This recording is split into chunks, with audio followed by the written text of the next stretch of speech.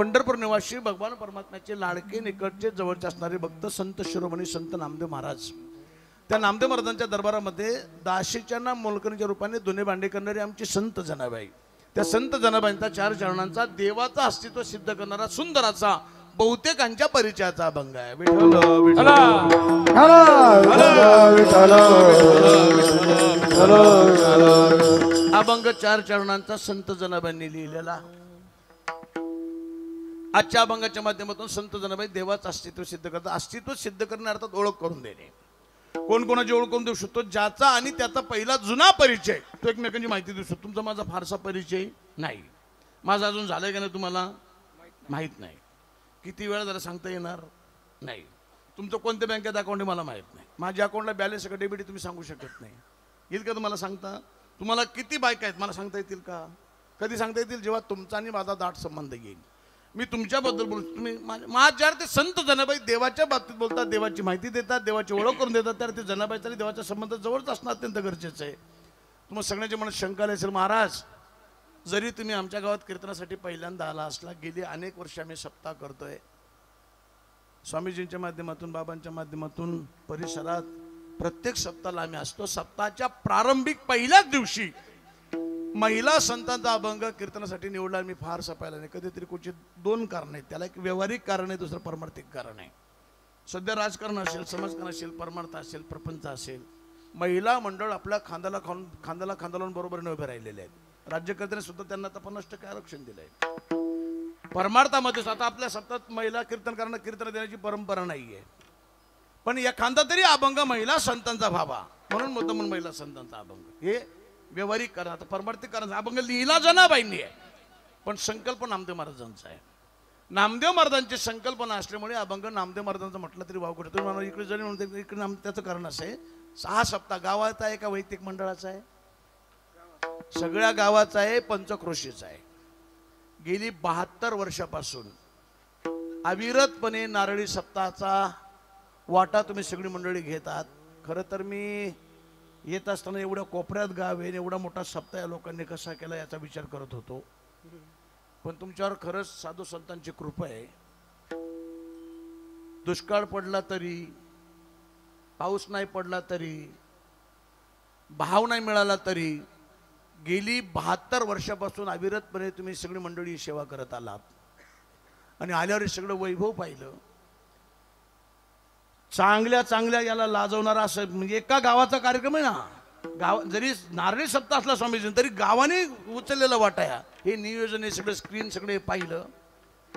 खरं तर तुमच्या सगळ्यांना मी सलाम करेल. निश्चितपणाने स्वामीजींच्या चरणी मी प्रार्थना करेन, दयाघन भगवंता स्वामीजी या सगळ्यांना दीर्घ आयुष्य दे, उत्तम आरोग्य दे. यांच्याकडनं देशाची, धर्माची, समाजाची, मातापितांची सेवा करतो. आणि एक सांगू तुम्हाला, नगर जिल्हा आणि बीड जिल्हा या 2 जिल्ह्यात जास्त गड आहेत. आणि सगळ्या गडांचे नारळी सप्ताह 100 बळकर 1 होत आहेत. आता परवा पण मी एका नारळी सप्ताहात कीर्तन केलं तारकेश्वर गडाच्या. 100 बळकर 1 सप्ताह होत आहेत. चढावड चालली. जसे लग्नाला काही लोक खर्च करत तसे सप्ताहाला खर्च करायला लागले. लग्नात खर्च केला पाप लागेल, सप्ताहात खर्च केला पुण्याची पावती वरती भेटेल. हे कळलं पाहिजे कुठं खर्च करायचं ते. मी तेव्हाच म्हणतो की एवढे शेतकरी अडचणीत आहेत, शेतकऱ्यांचं कर्ज माफ नाही, भाव नाही, तरी सुद्धा बीड जिल्ह्यातून एवढा पैसा आला कोठून? घरगडी करणाऱ्या माणसाकडे 4-4 हजार कोटीची प्रॉपर्टी म्हणल्यावर काय साधा पैसा तुमच्या बीड जिल्ह्यात? त्याचं एकच कारण आहे, सप्ताह मोठमोठे होत आहेत. साधू संतांचा आशीर्वाद तुम्हाला सगळ्यांना लाभलेला आहे. विठ्ठल विठ्ठल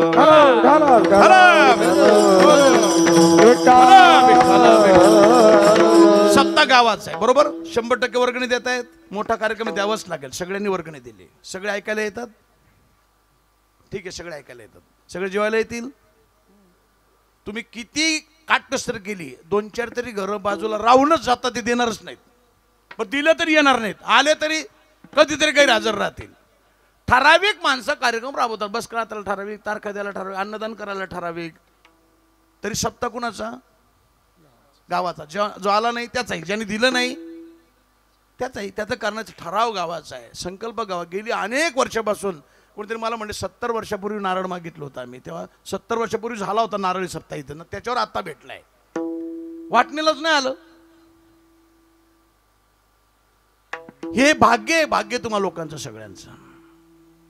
काम कोणी करू द्या पण संकल्प महत्वाचा आहे.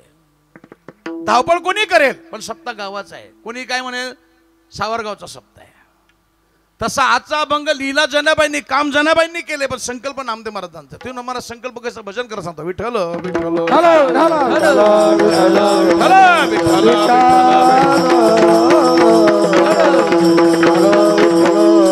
माझ्या वारकरी संप्रदायातील 15-20 कुटुंबातली 15-20 संत एकत्रित बसली. माणसं, थोडा आवाज वाढव, माणसं एकत्रित आली का चर्चा होते. फक्त काय माहिती, वर्ण विषय हा वर्णन करणार अवलंबून असतो. शेतकरी जमले का शेतातली चर्चा, पुढारी जमल्यावर राजकारणातली चर्चा, गायक जमल्यावर रागाची चर्चा, वादक जमल्यावर बोलाची चर्चा, सुना जमल्यावर सासूची चर्चा. ज्याला काहीच उद्योग नाही सगळ्या गावची चर्चा. राम भाऊ काही कळलं का नाही? तो नाही, अरे मागचा तुझा, त्याचं काय काही नाही म्हणलं, त्याने विकायला काढले, तुला घ्यायचंय का? तंबाखूच्या पुढीला पैसे देत नाहीत बरोबर करून, कशाला शायनिंग मारतो? जाऊ दे म्हणलं, आपलं जर पैसे दिले काय करते आपल्या समोरच्याचं कळलं का? समोरचा अरे भाऊबंद तुझा, त्याचं काय काही नाही म्हणलं, त्याची पोरगी जावयाने टाकून दिली, तुला नांदवायची आहे का? आपण नको त्या गोष्टीला व्हॅल्यू देतो म्हणून आपल्या चर्चेला फारसं व्हॅल्युएशन दिलं नाही. पण आज संत चर्चा करतात आणि माझा दावा आहे, तुम्ही कोणत्याही संतांचा कोणताही ग्रंथ कधी उघडून पहा, संतांनी मानवाबद्दल बोललेलं तुम्हाला फारसं कुठे सापडलं. त्याचं कारण आहे, संतांना माहिती आहे मानवाच्या बाबतीत चांगलं बोललं दोष लागू शकतो, वाईट बोललं तर दोष लागू. उदाहरण देईल मी. समजा सप्तापुरता एखादा माणूस माळबीड बुक्का बिक्का लावून निरू टाकून जर पुढे बसला, माझ्यासारखा अनोळखी कीर्तनकार सहज बोलून जाईल, या माणसासारखा सज्जन माणूस नाही. हंगामी वारकरी, आणि जर त्याचा नेमका हायवेला 2 नंबरचा धंदा असला दोष लागणार की नाही? एखादा माणूस सज्जन आहे पण वेशवंत उगा असं रांगडगत बसलेलं, माझ्यासारखं जर बोललं की माणसासारखा ढोंगी माणूस नाही, तो जर बिचारा धार्मिक असला तरी सुद्धा दोष लागू शकतोय. संतांना माहीत असल्यामुळे संत मानवाबद्दल बोलत नाही, बोलण्याची नाही. आता देवाविन, कारण दुसरं सांगत मला, वाईट वागणारा माणूस शेवटपर्यंत वाईटच वागेल असंही गणित नाही. काही वाईट वागणारी माणसं कालांतराने सुधरू शकतात, चांगली वागणारी माणसं बिघडू शकतात. मोठमोठे उदाहरण, मी 60,000 वर्ष झाडाचा पाला वरबाडून खाणारे आमचे विश्वामित्र शेवटच्या क्षणी बिघडलेत. हजारो वर्ष तपश्चर्या करणारे पराशर ऋषी, त्यांच्या चित्ताची दैन धमकी जाडकी पत्ती, ही चांगले वागत होते नंतर बिघडली. काही बिघडलेली माणसे सुधरू शकतात. ज्या आजा मेळ्याने आयुष्यभर पापच केली त्याला शेवट विमान घ्यायला आलं. ज्या वाल्या कोळ्याने आयुष्यभर मर्डरच केली त्याचं नंतर इतकं पुण्य उद्याला आलं की प्रभू रामचंद्र जन्माला येण्याच्या 12,000 वर्ष अगोदर 100 कोटी श्लोकात रामायण लिहिण्याचं पुण्य त्याला प्राप्त झालं. हे संतांना माहीत असल्यामुळे संत मानवाबद्दल बोलत नाही, चांगलं देवाबद्दल वाईट. निंदात वाचतो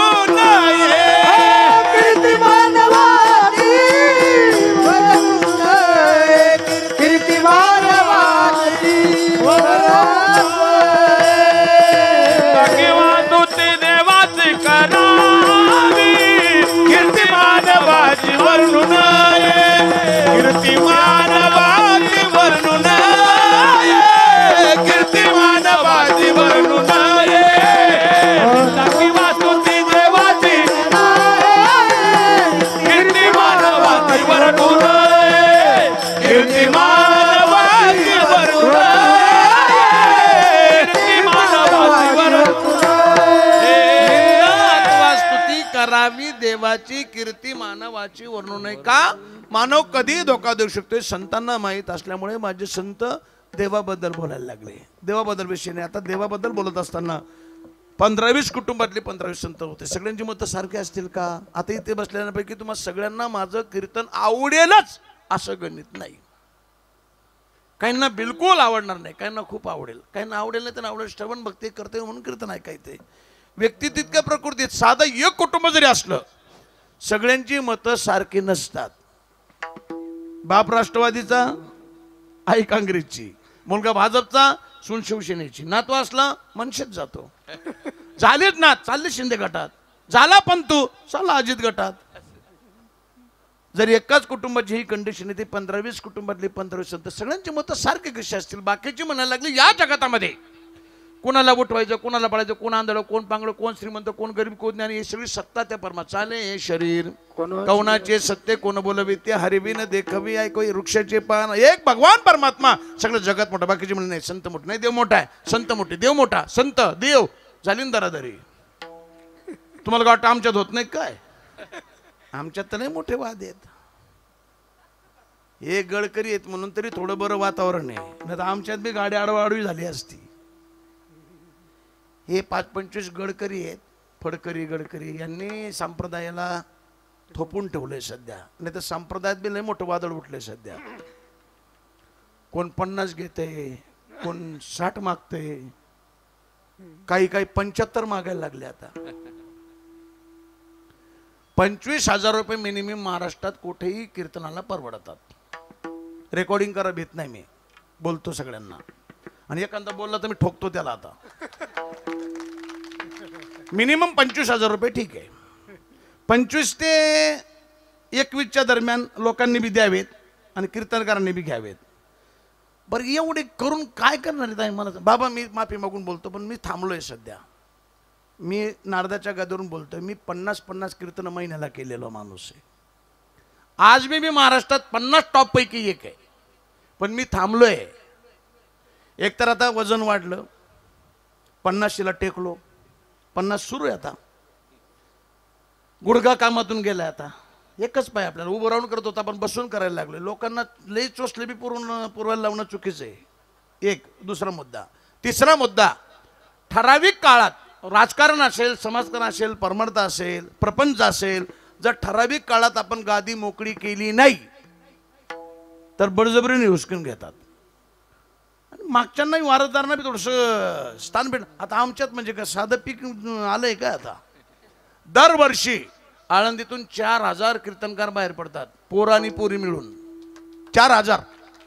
एवढे पुढे चालले पाहिजे ना यांची बी. काय नुसते बांधच पाळायचे काय? त्यांना पेरायला थोडं आउत घुसलं पाहिजे, त्याच्यात गाद्या उपलब्ध झाला पाहिजे. म्हणून आम्ही थोडंसं बाजूला सरणं गरजेचं आहे. मी लॉकडाऊनमध्ये 30 करायला लागलो, लॉकडाऊन संपल्यावर 20 करायला लागलो. गेल्या वर्षी 10 करत होतो, यावर्षी 5च करत होतो. आता थोडंसं रामनवमी हनुमान जयंती असल्यामुळे सगळ्यांनी आग्रह केला म्हणून फुल झालं. नाही तर मी जास्त कीर्तन करत नाही. आणि कोणीही सांगा मला की 25 तारखेपेक्षा मी 25,000पेक्षा जास्त पैसे कुठं मागितलेत. आणि काय व्हायला लागलं, बोलणं आम्हालाच खायला लागतंय. हे जे ज्येष्ठ आहेत हे आम्हाला सांगतात, महाराज ते पोरांना समजून सांगा. आणि जी पोरं आहेत माझ्यापेक्षा लहान ते म्हणतात, महाराज त्यांना लोक देत नाही, ते आमच्यावर जडतात, तुम्ही त्यांना समजून सांगा. आमची परिस्थिती डाऊन झाली सध्या. जाऊ द्या, आमच्यातलं सोडून द्या, आम्ही आमचं बघू, तुमचं सांगतो. आम्ही बघू ना, लोकशाही आपण आपली मतं जाणून घेऊ. सगळ्यांची मतं सारखी नाहीत ना. तुमचं मत सांगा, देव मोठा का संत मोठे आहेत? हा, संत. देव का संत?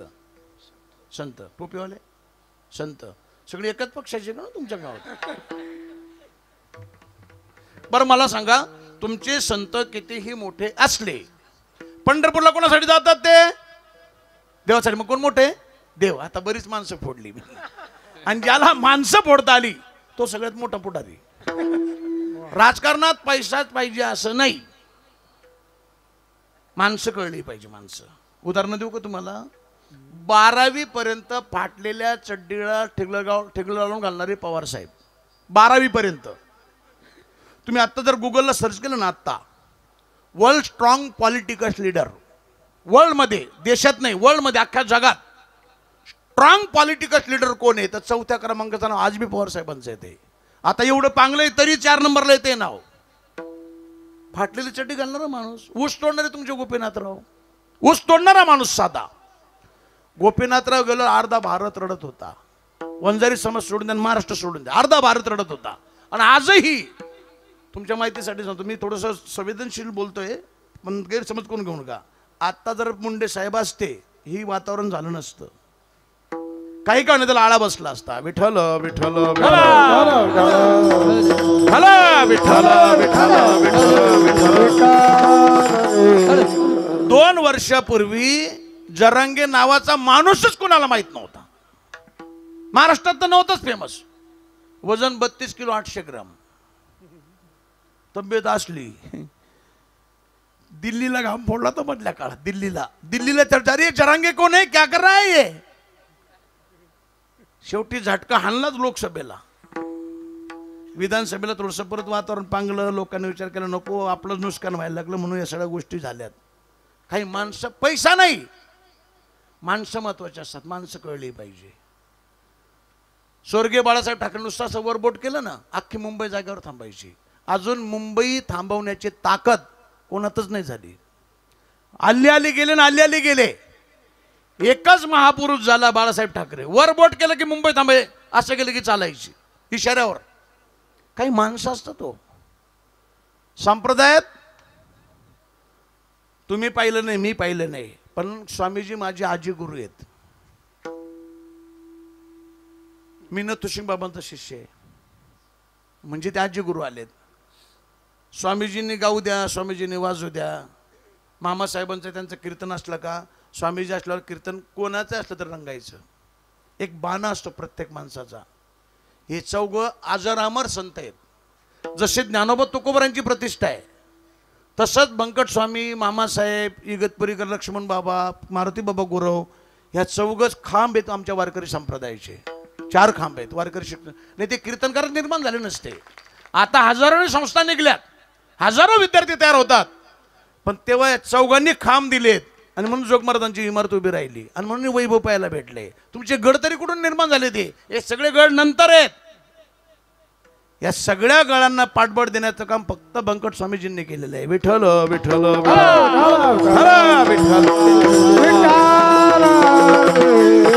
पण कधी कधी काय होतं माहिती का, आता पवार साहेबांपेक्षा अजितदादांचा पक्ष मोठाच झाला का नाही, तसे सगळे अजितदादाचे पक्ष आहेत सगळे. किती उड्या आणू द्या, पण मूळ पवार साहेबांचं कसं तसंच हे बी आहे. तसं मूळ अधिष्ठान बंकट स्वामीजी आहेत. आणि या सगळ्या गोष्टी मी तिकडे जात बस सोडून द्या. माणसाकडे आता तुमचं मत काय? देव का संत? आता हे फुटाच्या मार्गावर आहे. आता मुंबई का गुवाहाटी, मुंबई का गुवाहाटी आलं, काठाकाठावर आलंय आता मुंबई. म्हणजे आता सांगा देव का संत? त्यांच्याकडे काय पा, तुम्ही तुमच्या मनाने बोला ना. लग्नाला त्यांना नेलं होतं पास करायला?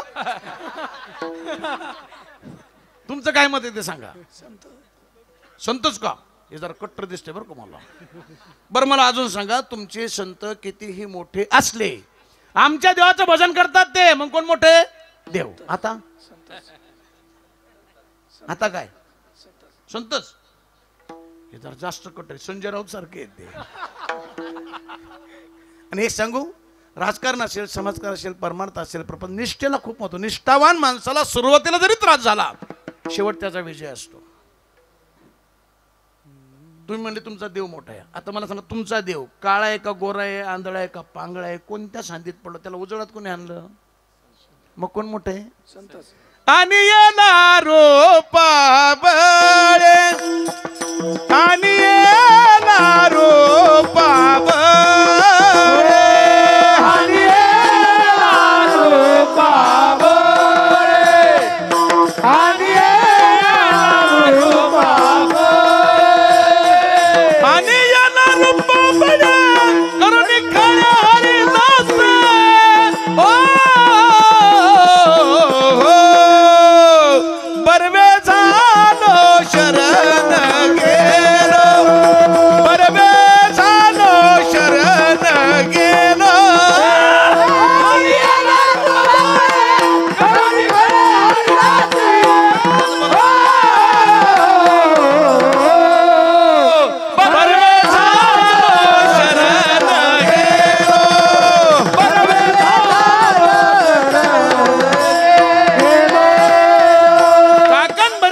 भगवान परमात्म्यापेक्षा माझी संत मोठे. मी काय विशेषण देईल. जेव्हा अयोध्येतल्या राम जन्मभूमीचा आणि बाबरी मस्जिदीचा वाद संपुष्टात आला नव्हता, त्याच्या 2 वर्ष अगोदर केंद्र सरकारने कोर्टापुढे अहवाल सादर केला होता.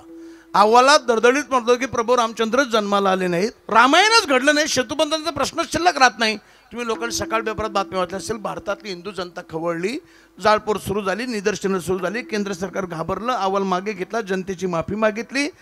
देवाचं अस्तित्व नाकारण्याची हिंमत केंद्र सरकारने केली. माझ्या हिंदुस्थानामध्ये सामान्य शेतकरी कुटुंबात जन्माला आलेला सामान्य शेतकरी पुरुष, काय देवाबद्दलचं अस्तित्व अंतःकरणात निर्माण झालं कोणास ठाऊक. देवाबद्दलचं अस्तित्व प्रत्येकाच्या अंतःकरणापर्यंत जावं, सगळ्यांनी एक उठून भक्तीच्या दिशेने धाव घ्यावी म्हणून आपलं मनोगत कागदावर उतरून समाजाच्या पुढे मांडण्याचा अट्टहास केला, प्रयत्न केला. पण त्याही काळी बऱ्याच दुष्टदुर्जनात ते सण झाले. ते दुष्टदुर्जन मंडळी त्या सामान्य शेतकरी कुटुंबातल्या माणसाच्या घरी गेलेत, त्यांना बेदम मारहाण केली. तेवढ्यावर थांबले नाहीत, त्यांनी लिहिलेली सगळी कागद हिसकावून घेतलीत. अक्षरशः त्या कागदांना मोठमोठाली दगड बांधून इंद्राणीच्या डोहात बुडवण्याचा प्रयत्न केला, अट्टहास केला. पण मायबाप तोपर्यंत माझ्या त्या सामान्य शेतकरी कुटुंबातल्या माणसाची इतकी ताकद वाढली, इतकी पावर वाढली होती, जे कागद इंद्राणीत बुडवलेत, कागद तर भिजलंच नाही, त्या कागदांना जी दगड बांधली होती ती दगड देखील थर्माकोल सारखी हलकी होऊन पाण्यावर तरंगू लागली. तारियाला जैशाला या, तारियाला जैशाला या, तारियाला जैशाला या, तारियाला जैशाला या, हो बळी दगडा सहित माया, तारियाला जैशाला या, तारियाला जैशाला या, तारियाला जैशाला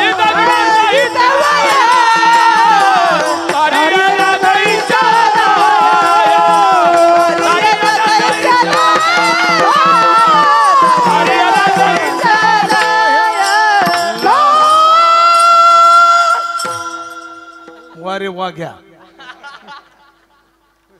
शिवाजी महाराजांच्या रायगडावर एक वाघ आहे, तसं प्रत्येक गडाकडे एक दोन वाघ्या असतातच. ही वाघ्या 2-4 दिवस माझ्याकडे द्या, 5 दिवसात जर बोलता आलं तर मग मला सांगा. विठाल विठाल एक सांगू तुम्हाला, देव लय दयाळू आहे हो. काही घेतलं तर काहीतरी देतो देव. माझा पाय घेतला, थोडी का होईना मला कला दिली. त्यांचे डोळे घेतलेत, त्यांना आवाज दिलाय. वो कभी कुछ लेता नहीं है, हमें था सब, हमने थोड़ा आगाऊपणा किया, इसमें गया. मस्त 2 पाय होते मला, पैलवान गडी. आता जर असतो ना, पण देवाला वाटलं कदाचित हा याच्याकडनं काहीतरी परमार्थ घडला पाहिजे, हे उगा आतबीत जाईल, कर 2-4 मर्डर जाईल आतमध्ये, म्हणून पाय तोडला. बाबांना विचारलं लहानपण माझं कसं होतं. आळंदीत आज बी घाबरतात मला, तेव्हाचा काळ वेगळा होता. आता बी भांडणाला गाव, पहिले 2 तरी भांडणं दररोज असायचीच माझी. पोलीस स्टेशन बी माझं नाव गेलं का ते म्हणायचे, ते बुवा ना ती जाऊ दे, ते बेडर सोडून द्या म्हणायचे. त्या पाय तुटल्यावर थोडं शांत झालंय. शांत झालं म्हणजे तर साध नाही. आज बी देव, देश आणि धर्म याच्या विरोधात कोणी असू द्या, एका भाषेत बोलू का, देव, देश आणि धर्म याच्या विरोधात माझा सक्का बाप जरी बोलला ना, स्वामीजींच्या गादीवर आहे, मी नारदाच्या गादीवर आहे, पांडुरंगाची शपथ घेऊन सांगतो, गोळ्या घालून बापाला सुद्धा खलास करण्याची ताकद आमची, वारकऱ्याची औलाद आहे. देव, देश आणि धर्म याबद्दल कॉम्प्रोमाइज नाही, कुठे असू द्या. देशाबद्दल, देवाबद्दल आणि संताबद्दल कोणी वाईट उद्गार काढू द्या, नाही त्याच्या साला मग गादी वेगळी, तिकडे जात नाही. फाडायची ताकद आहे आपली. त्याचं कारण सांगेल तुम्हाला. आपण पहिलेच संपलेले आहेत, ज्यांच्यामुळे जगलोय, ज्यांनी जगाला. मला सांगा, मी पाय तुटलेला माणूस आहे, शेतात काम करू शकत नाही, नोकरी करण्यात शिक्षण झालेलं नाही, बरं ओपनमध्ये नोकरी मिळत नाही, सगळं वाटून दिलंय. ओपनमध्ये काय भेटलं नसतं नोकरी मला, मी काय केलं असतं आता सांगा ना मला.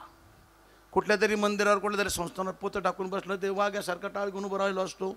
काही नाही, पुन्हा येताला आवाज तरी त्यांना, मला आवाज बी नाही, मला कोणी उभं राहूनही दिलं नसतं. पण संतांनी शिकवण दिली, संतांच्या सान्निध्यात घेतलं, आणि त्यामुळे काही कोणा 2 शब्द शिकलो. आज अर्धा महाराष्ट्र मागे, माझ्या महाराष्ट्रच नाही, मला खायची पंचायत झाली असती. मी आज 100 कुटुंब आळंदीमध्ये पोचतोय, बाबांना माहिती, 100 कुटुंब पोचतोय मी सध्या. विठ्ठल विठ्ठल विठ्ठल.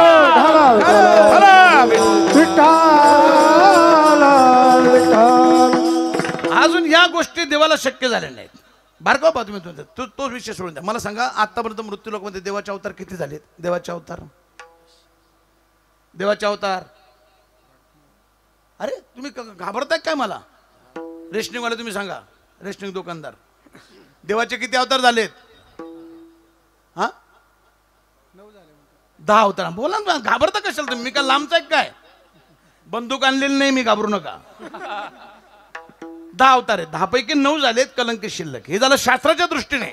भागवतकारच्या दृष्टीने जर विचार केला तर भागवतामध्ये देवाचे 24 अवतार दाखवलेले आहेत. आणि माझ्या वारकरी संप्रदायाच्या दृष्टीने जर विचार केला तर देवाचे अनंत अवतार घेशी भक्ता कारणे कनबाळो कृपाळो दिना लागे उद्धरणे. अवताराच्या राशीत उभा विद्यावरी शंख चक्र गदा पद्म सहित हरी. अनंत अवतार आहेत, पण जेवढे जेवढे अवतार देवाच्या मृत्यू लोकात झाले तुम्ही आपण सगळ्यांनी वाचले, ऐकले, पाहिले. एखादा तरी अवतार देवाचा देव मेल्यानंतर जिवंतपणे मृत्यू लोकातलं शरीर घेऊन वैकुंठात जाताना कोणी पाहिलं असतं तर वरबोटकर मी सत्कार करतो. देव असं नाही, देवाला एकही शरीर वैकुंठात घेऊन जाताना माझ्या हिंदुस्थानाचा नाक महाराष्ट्राचा वैभव. अखिल विश्वामध्ये नाचका तुचका मनुष्य शरीराचा गोळा मृत्यू लोकातून वैकुंठातून झडकवण्याची पहिली प्रक्रिया फक्त माझ्या संतांनी राबवली, म्हणून संत देवापेक्षा मोठी आहेत. महाराज असं काय केलं? काय केलं? विना पेट्रोल गॅस नाही, डिझेल नाही, इंजिन नाही, निर्जीव भिंत चालवली संतांनीच. फक्त चालविली जड भिंती हारली चांगयाची भ्रांती मोक्ष मार्गीचा सांगाती ज्ञानोबा माझा.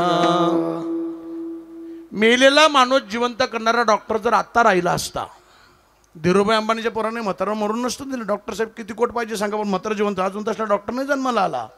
माझ्या संतांनी नुसतं मेलेला माणूस जिवंत नाही केला, मेलेले सच्चिदानंद बाबा जिवंत करून त्यांच्याकडून दुर्मिळ असणारा ज्ञानेश्वरी सारखा महान ग्रंथ समाजासाठी उपलब्ध करून दिला. मेले माणूस जितो ठवेल वेळ काळा ते ग्रासील कैसा वासू खूप प्रमाणात देता येतील.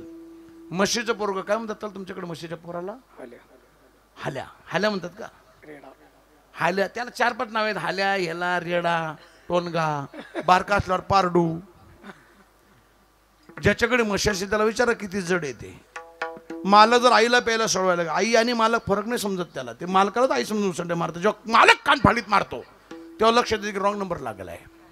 आणि 7-8 म्हशी जर सोडलं दिवसभर आई शोधतो तो. जी लात मारणार नाही ती आपली आई. तोंड घालीतच राहतो. गावरान गायचं वासरू 500 गायत सोडा, बिंचू गाय गाठते ते. याला कोण आई कळती का? कुणाला? टोणग्याला.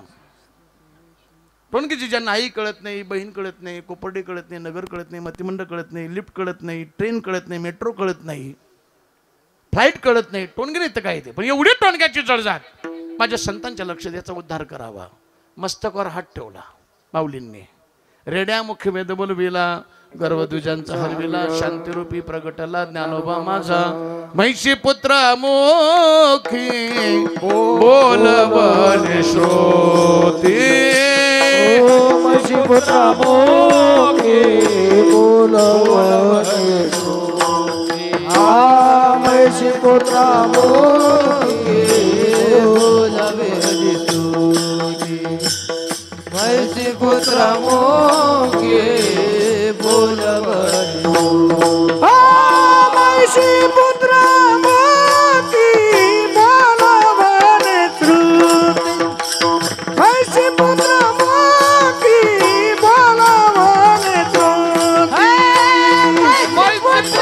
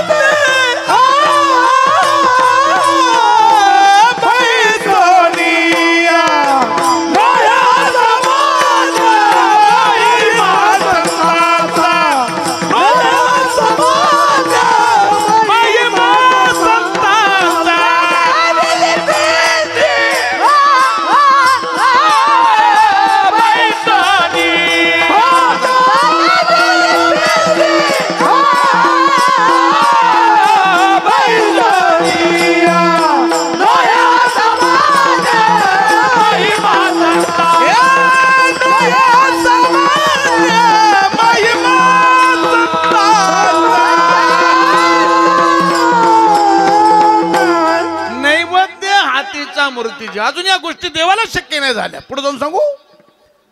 स्त्रीचा पुरुष करणारा डॉक्टर जर आता राहिला असता, ज्यांना ज्यांना जास्त पोरी झाल्या सामुदायिक डॉक्टर गाठला असता, डॉक्टर साहेब ही सगळ्यांची आमची कॉन्ट्रीब्युशन घ्या, सगळी पोरं करून द्या. मग मात्र वारकरी संप्रदाय मोठा झाला असता, कारण की पोरीच भेटल्या नसत्या. पोरं लग्नाला आली, आईबा म्हणले असते महाराज जाऊ दे आता मठावर, तुम्हाला सांभाळतानाच त्याला इतकी पाठवली असते, ठेवून काय करता जमतच नाही म्हटल्यावर. आणि आज सध्याची तीच कंडिशन आहे बऱ्याच गावात. तुमच्या गावात सुद्धा कमीत कमी 50 पोरं तरी असतील. 30-35 झाली, पोरी भेटत नाहीत. एकच समाजाची कंडिशन आहे, प्रत्येक समाजात सध्या पोरी नाहीत. ब्राह्मण, मारवाडी, राजपूत, गुर्जर, वंजारी, पिंजारी, माळी, कोळी, साळी, चांभार, सुतार, शिंपी, कुंभार पोरी नाही आहेत. जैनांमध्ये पोरी नाही, मारवाड्यांमध्ये पोरी नाहीत, ब्राह्मणांमध्ये पोरी. ब्राह्मणाची तर अशी कंडिशन वाईट आहे, अवघड कंडिशन आहे. 2-4 पोरांचे बायोडाटा माझ्याकडे, महाराज कोणत्या जातीचे पाहून त्याला म्हणून उठ उठ उठ. आयला म्हटलं 16 घाटात आमच्या लोकांना धक्का लावून देत, आमच्या पोऱ्याबरोबर जातात तुम्हाला, ते परत आलंच नाही माझ्याकडे. अरे आमचाच मला शॉर्ट पडला तर म्हणून कुठून पुरवायचा कुठून आमच्यात आता. आणि काय झालंय बाबा, आपल्याला खूप चांगले दिवस आहेत. पूर्वी शेतकऱ्याला नोकरीवाल्याला पोरी द्यायची, आता प्रत्येक बाप विचार करतो महाराजाला पोरगी द्यावं. तुमचे दिवस चांगले पोराव, आमच्या टायमाला आम्हाला नाही भेटल्या चांगल्या, तुम्ही तरी करा आता. आता पूर्वी म्हणायचे बोंबलं थिंडल हे याला का कीर्तन भेटणार आहेत, कारण कीर्तनाचं काय घेऊन बसले, पोरी देत नसायच्या आपल्या, आपण लहान होतो तेव्हा. आता विचारतात पोरग वाजवणार आहे का, मग 15 लाख देतो आम्ही, हे देतो. कंडिशन बिघडलेली सध्या समाजाची. पोरीच नाहीत बऱ्याच समाजात, बऱ्याच समाजात नाहीये. मराठी समाजाचा म्हणजे 2014चा सर्वे माझा 70% पोरं 30% पोरी होत्या. आज तीच कंडिशन आहे, नाहीत पोरी, बऱ्याच समाजात पोरी नाही आहेत. पण एक खंत आजही आहे, एवढ्या पोरी कमी आहेत तर एका गोष्टीची खंत आज नाही. आणि ती स्वातंत्र्य मिळाल्यापासून आतापर्यंत सगळे प्रयत्न करतोय आपण, केंद्र सरकार, राज्य सरकार, झेडपी, पंचायत समिती, ग्रामपंचायत, समाजसेवक, कीर्तनकार, डॉक्टर, वकील, पुढारी, पत्रकार सगळे प्रयत्न करतात. हुंडाबंदी झाली पाहिजे. झाली का हुंडाबंदी? उलट वाढली. जो जास्त माईकवर हुंडाबंदीबद्दल बोलतो तो मोठं लग्न करतो, पाहुण्याला लुटतो. वंजारी समाज आहे तुमच्या इकडे, वंजाऱ्यांमध्ये ऊस तोडणारा, साधा ऊस तोडणाराची काय लायकी असते? ऊस तोडणारा सुद्धा कमीत कमी 5 लाख मागतोय. बरं, जो ऊस तोडणाऱ्याला पोरगी देणार आहे त्याची काय बिचारीची परिस्थिती चांगली असते का? त्याची तर म्हणजे परिस्थिती नाजूक. शेळ्या विकते, बैल विकते, सोसाट्या काढते, पोरीचं लग्न थाटात करून देतोय. आयुष्यभर मरेपर्यंत त्या पोरीचं कर्ज तो बाप फेडतोय. आपल्या आनंदासाठी जर आपण एखाद्याचा संसार उद्ध्वस्त करत असाल, जीवनात आनंदाची अपेक्षाच करू नका. खूप प्रबल म्हणजे आता एवढ्या पोरी कमी तरी सुंगटा कमी नाही झालेला, लोक घेतातच आहेत. पण एक सांगू, आम्ही कीर्तनकारांनी जर ठरवलं तर आम्ही हुंडाबंदी करू शकतो. फक्त मुलींनी आम्हाला साथ दिली पाहिजे. तिथे बऱ्याच मुली बसल्यात. मुलींना माझं आव्हान आहे, लग्न जमायला लागलं का बैठक बसते.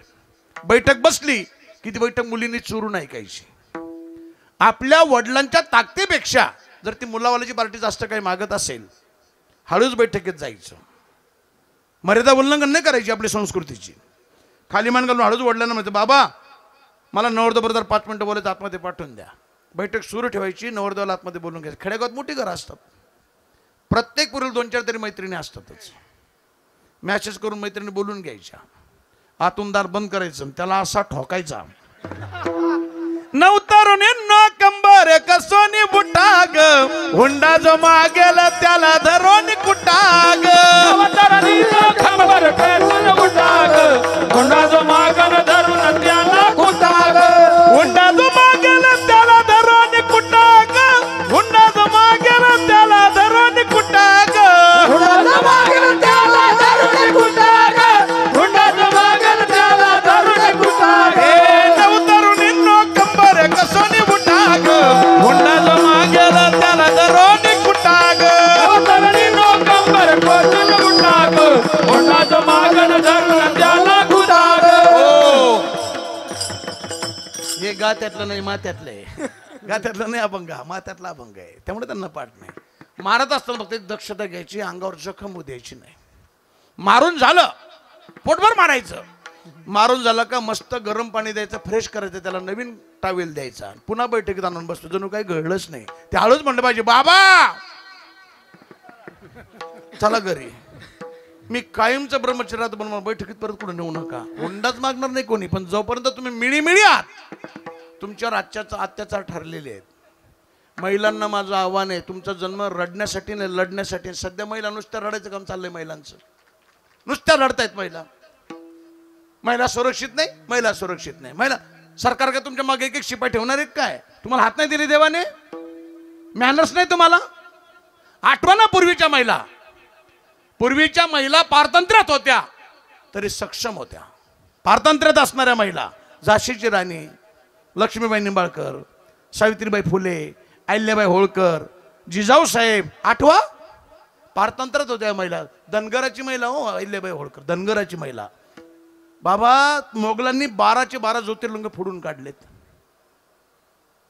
मुठभर मजूर घेतलेत त्या बाईने, आणि ती माऊली त्या मजुरांना घेऊन तिने त्या काळात 12च्या 12 ज्योतिर्लिंगांचा जीर्णोद्धार केला. आजही ती 12ची 12 ज्योतिर्लिंग दिमागात उभी आहेत.